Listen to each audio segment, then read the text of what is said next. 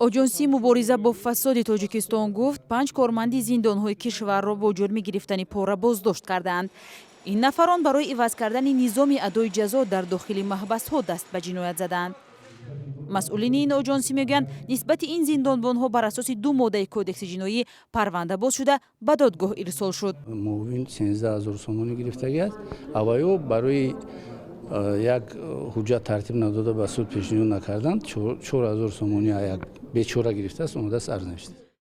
بازداشت کارمندان محبس‌ها در تاجیکستان با جرم گرفتن پاره در حالی است که در پی آشوب در محبس رقم 3 شهر خوجند در 2 سال پیش وجود فساد در این مؤسسه‌های اصلاحی رسانه‌ای شد.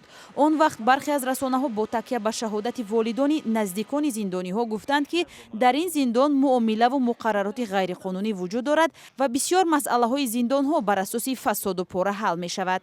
ریحانه چند ماه پیش بر اساس قانون عفو از زندان رها شد. این ادوکات سابق در روزهای اولی از زندان آزاد شدنش در آخرهای ماه دکبر سال گذشته در یک صحبت با رادیوی آزادی گفته بود داشتن مبلغ در محبس برای زندانی ها نقشی مهم دارد. محبس در پول داشته باشی ادای جزات خوب میگذره، پول نداشته باشی ادای جزات بزی. ادعایی که مسئولین زندان ها رد می کنند.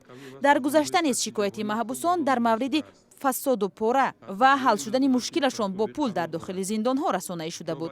آن زمان مسئولین اداره زندان های تاجیکستان گفته بود 100% از بین بردن کروپسیا امکان ندارد، ولی همه شکایت ها را در این زمینه جدی میگیرند. در اجنسی ضد فساد همچنین گفتند که در پی تطبیق قانون عفو یگان حالت فساد را آشکار نکردند.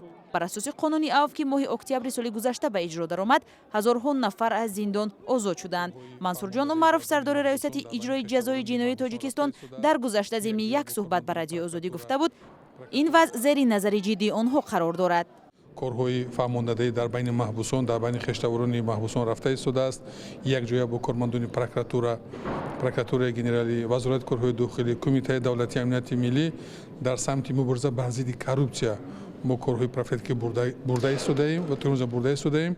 بعضی منتقدان میگویند که راه‌های از بین بردن شکنجه و فساد در زندان‌ها وجود دارد اگر از طرف مسئولان سرایست محبس‌ها و دادستانی نظارت زندان‌ها این مسئله تحت نظارت جدی قرار داده شود.